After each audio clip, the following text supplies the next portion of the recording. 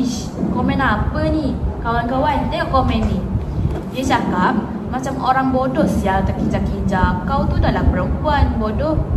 Teruknya komen ni. Teruknya. Baguslah. Tak baiklah cakap macam tu.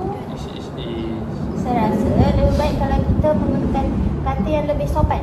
Seperti, wah, konten yang menarik. Tetapi saya rasa sebagai seorang wanita, tidak elok untuk melompat di khalayak ramai. Saya harap teguran saya tidak membawa perasaan dan dapat diterima dengan hati yang terbuka. Saya setuju dengan ayat Tasnim tu. Betul? Jadi sebenarnya kawan-kawan semua tahu tak, komen-komen negatif ni boleh bawa kepada kesan buruk. Contohnya yang pertama, boleh menjejaskan emosi dan mental. Komen-komen negatif ni boleh berikan kesan emosi yang mendalam kepada pengguna-pengguna di media sosial. Individu yang menjadi sasaran juga mungkin akan berasa sedih, kecewa ataupun marah.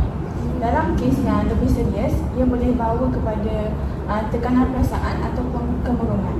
Betul, saya setuju dengan awal ya. Selain daripada yang awak cakap, komen negatif juga boleh mengurangkan keyakinan diri seseorang. Apabila seseorang sering menerima komen yang menghina atau merendahkan, mereka mungkin hilang keyakinan diri.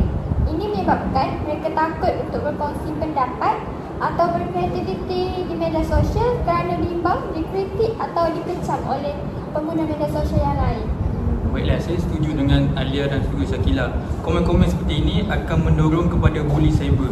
Jika komen negatif dilakukan secara berterusan, ia boleh menjadi satu bentuk bully cyber.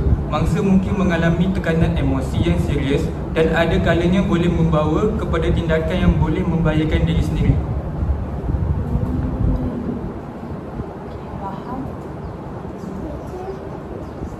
Betul tak Amsyah? Ya.